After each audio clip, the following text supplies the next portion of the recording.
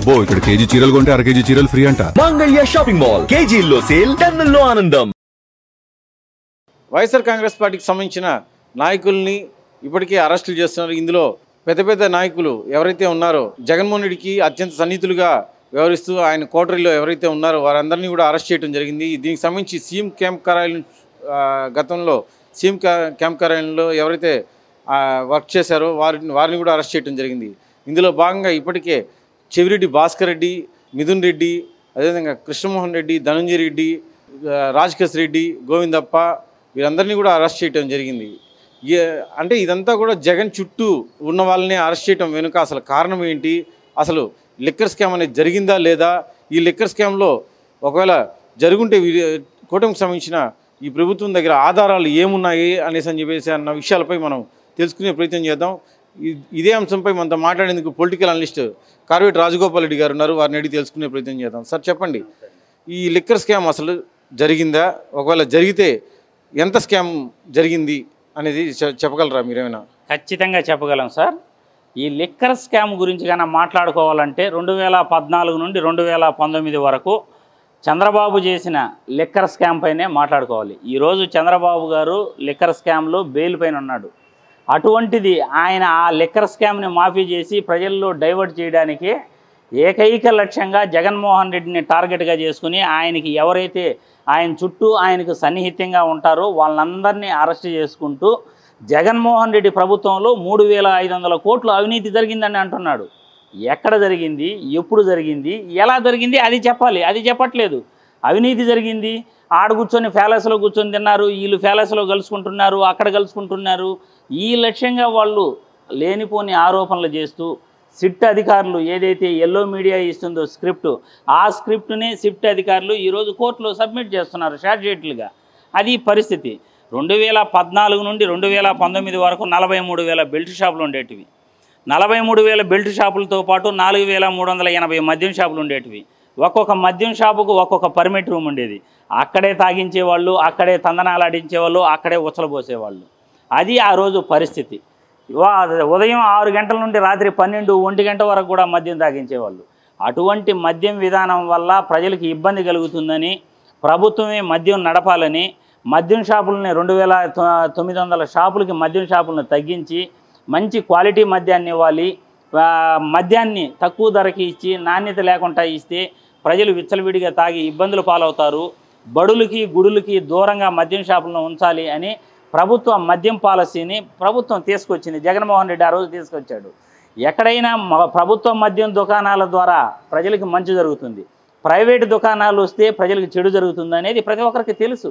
కానీ ఈరోజు ప్రైవేటు మద్యం దుకాణాలు ప్రజలకు ముద్దట, ప్రభుత్వ మద్యం దుకాణాలు ప్రజలకు వద్దు అని ఈ కూటమి ప్రభుత్వం చెప్తా ఉంది.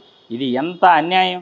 మద్యం షాపులను విపరీతంగా కూడా ఏరులై పారిస్తూ మద్యం షాపులను విపరీతంగా టెండర్ల ద్వారా తన అనునాయులకు తన అనుకూల వాళ్ళకు ఇస్తూ కమిషన్లు తీసుకుని టెండర్లలో ఎటువంటి పారదర్శకత లేకుండా విచ్చలవిడిగా మద్యం అమ్మకాలు చేస్తున్న మీరెక్కడ? గత జగన్మోహన్ రెడ్డి ప్రభుత్వం ఏదైతే కరెక్ట్గా మద్యాన్ని నియంత్రణ చేస్తూ తక్కువ అమ్మకాలు చేసి ఎక్కువ లాభాలు తెచ్చిన జగన్మోహన్ రెడ్డి ప్రభుత్వం ఎక్కడ? జగన్మోహన్ రెడ్డి ప్రభుత్వంలో తప్పు జరిగింది అని మీరు అంటున్నారు, కానీ ఎక్కడ తప్పు జరిగింది, ఎలా తప్పు జరిగింది? జగన్మోహన్ రెడ్డి ఒక్క డిస్టిలరీ కూడా తీసుకురాలేదు. కొత్త డిస్టిలరీ ఏదైతే ఉందో కొత్త డిస్టిలరీలు అయితే జగన్మోహన్ రెడ్డి తీసుకురాలా. ఆ డిస్టిలరీలన్నీ కూడా 2014 నుండి 19 వరకు చంద్రబాబు తీసుకొచ్చిన డిస్టిలరీలే వైసీపీ ప్రభుత్వంలో నడిపారు. కొత్త బ్యావరేజెస్ కూడా ఈ బ్యావరేజ్ కంపెనీస్ కూడా ఏది కూడా జగన్మోహన్ రెడ్డి తీసుకురాలేదు. ప్రతి ఒక్కటి కూడా చంద్రబాబు తీసుకొచ్చిన కొత్త బ్రాండ్లు, చంద్రబాబు తీసుకొచ్చిన డిస్టిలరీలు అన్నీ కూడా వైసీపీ ప్రభుత్వంలో అలాగే కంటిన్యూ చేశారు. ఎక్కడైనా మద్యం అమ్మకాలు తక్కువ జరుగుతూ ఉంటే ఎవరైనా కమిషన్లు ఇస్తారా?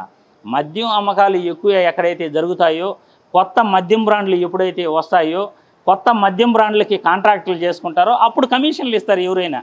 ఒక కొత్త కంపెనీ రావాలన్నా, కొత్త షాప్ పెట్టుకోవాలన్నా, కొత్త మద్యం షాప్ రావాలన్నా మనకు తెలిసిన నాయకుడి దగ్గరికి వెళ్తే ఏదో కమిషన్ ఇస్తే షాప్ ఇస్తాడు, కొత్త పర్మిషన్ ఇస్తాడు అనుకోవచ్చు.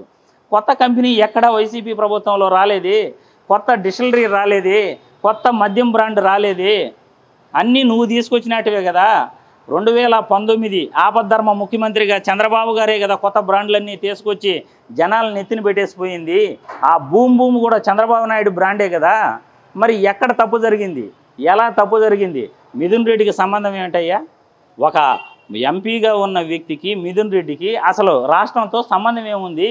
వాళ్ళ నాన్న పెదరెడ్డి రామచంద్రారెడ్డి గారు కూడా ఎక్సైజ్ శాఖ మంత్రి కాదే.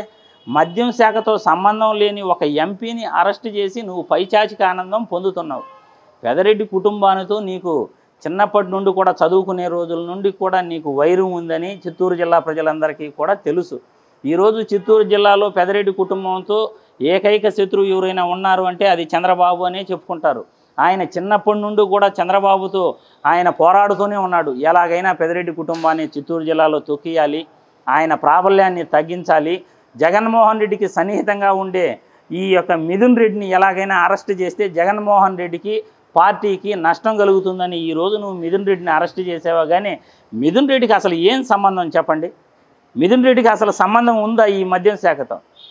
ఒక ఎంపీకి అసలు ఎటువంటి మద్యం శాఖతో సంబంధం లేని ఒక ఎంపీని మీరు తీసుకెళ్ళేసి ఆయన 62 కోట్లు ఆయన వల్ల ఈ మద్యం లాభ నష్టాలు వచ్చాయని, ఆయన కుంభకోణం చేశాడని, మీరు స్కామ్ చేశాడని చెబుతున్నారే. ఇంతకన్నా దౌర్భాగ్యమైన పరిస్థితి ఇంకోటి ఉంటుందా? మద్యాన్ని ఏరులై బారించి 43,000 బెల్ట్ షాపులు మీరు ఆ రోజు నడిపారే. మొన్న కూడా 2024 చివరిలో మద్యం టెండర్లు వేసినప్పుడు మీరు విచ్చలవిడిగా మద్యం టెండర్లని ఎలా ఆహ్వానించారు? ఒక్క రోజులో టెండర్లన్నీ కూడా ఓకే చేయటం జరిగింది. ఏదైనా ఒక పాలసీ అంటే ప్రభుత్వ దుకాణాల ద్వారా మద్యం అమ్మకాలు జరిగితే ప్రజలకి మేలు జరుగుతుంది. ఆ రోజు ఉదయం 11 గంటల నుండి రాత్రి 8 గంటల వరకు మాత్రమే మద్యం షాపులు ఉండేటివి. ఎక్కడ పర్మిట్ రూమ్ లేదు. మరి నీ ప్రభుత్వంలో ప్రైవేటు వ్యక్తుల చేతుల్లో ఒక్కొక్క మద్యం షాపుకు ఒక్కొక్క పర్మిట్ రూమ్, 43,000 బెల్ట్ షాపులు, 4,380 మద్యం షాపులు. ఇంత ఘోరంగా మద్యాన్ని విచ్చలవిడిగా ఏరులై పారించి మద్యం కేసులు, లిక్కర్ స్కాములు నువ్వు ఒక బెయిల్ నిందితుడిగా ఉండి జగన్మోహన్ రెడ్డిని ఈరోజు నువ్వు లిక్కర్ స్కామ్ చేశాడు అని అంటున్నావంటే ఇది ప్రజలందరూ కూడా చూస్తున్నారు. నీ అనుకూల మీడియాలో రాస్తున్న రాతలు చూస్తూ ఉంటే అసహ్యం వేస్తుంది. ఏంది మద్యం వల్ల ప్రజల ఆరోగ్యాలు నరాలు చెడిపోతున్నాయా? ఆ పత్రికల్లో రాస్తున్న రాతలు అంటే చంద్రబాబు మద్యం విచ్చలవిడిగా అమ్మితే ప్రజల ఆరోగ్యం చెడిపోదా? జగన్మోహన్ రెడ్డి మద్యాన్ని అమ్మితే ప్రజల ఆరోగ్యం చెడిపోతూ ఉందా? అంటే చంద్రబాబు మాత్రమే మద్యం అమ్మితే ప్రజల ఆరోగ్యం బాగుంటుందా? ఈరోజు లిక్కర్ స్కామ్ గురించి చెప్పుకోవాలంటే చంద్రబాబు ప్రభుత్వంలో మద్యాన్ని ఏరులై పారించి చీప్ లిక్కర్ని ఎలా మీరు అమ్మారో ప్రజలందరికీ కూడా తెలుసు. ఒక క్వాలిటీ పెరిగే కొంది రేటు ఎక్కువ ఎప్పుడైతే పెడతారో క్వాలిటీ కూడా అప్పుడే దొరుకుతుంది. ఒక వస్తువు రేటు ఎక్కువగా ఉంటే క్వాలిటీ కూడా బాగుంటుందని నమ్ముతారు. 120 రూపాయలకి మద్యాన్ని చీప్ లిక్కర్కి అమ్మితే అందులో క్వాలిటీ ఉంటుందా? 80 రూపాయలకి 90 రూపాయలకి అమ్మితే అందులో క్వాలిటీ ఉంటుందా? మీరే చెప్పండి.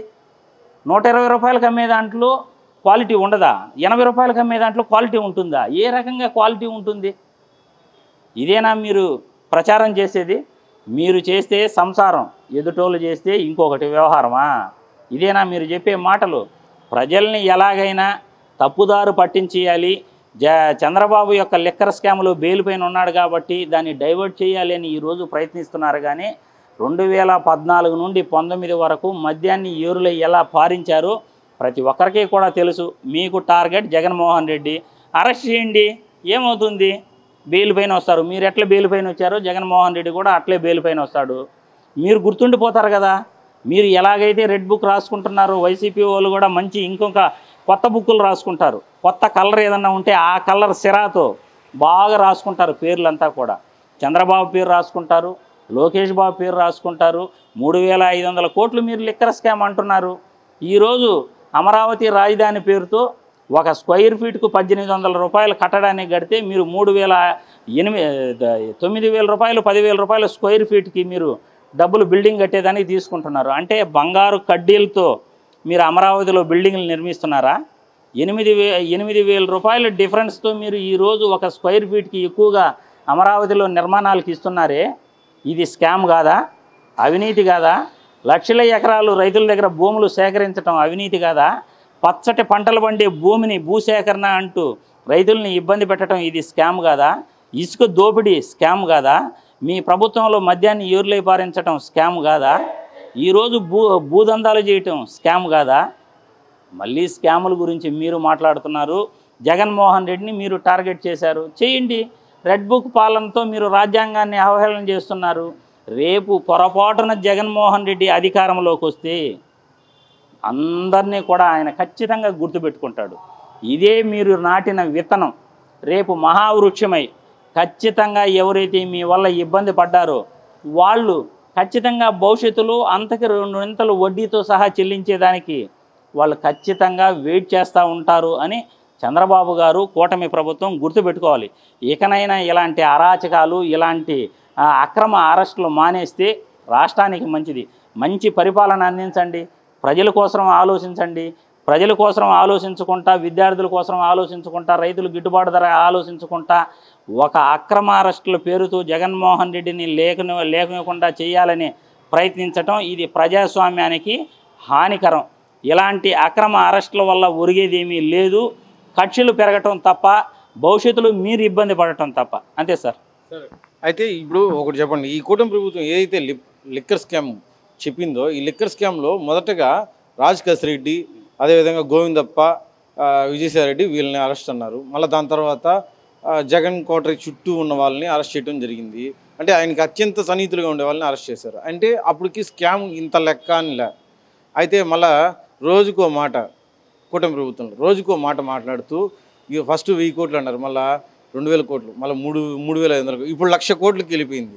అంటే అసలు ఏంటిది?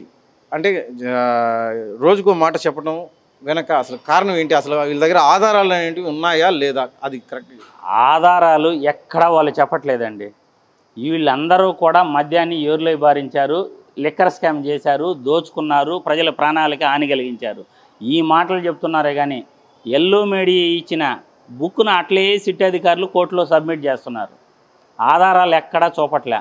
అక్రమంగా ఆ అరెస్టులు చేయటం, ఈ అరెస్టులు చేసిన వారిని బెదిరించటం, బెదిరించి వాంగ్మూలాలు తీసుకోవటం, కోర్టులో సబ్మిట్ చేయటం, ఇది తప్ప లిక్కర్ స్కాములు ఎక్కడ కూడా ఆధారాలు ఇప్పటి వరకు లేదు.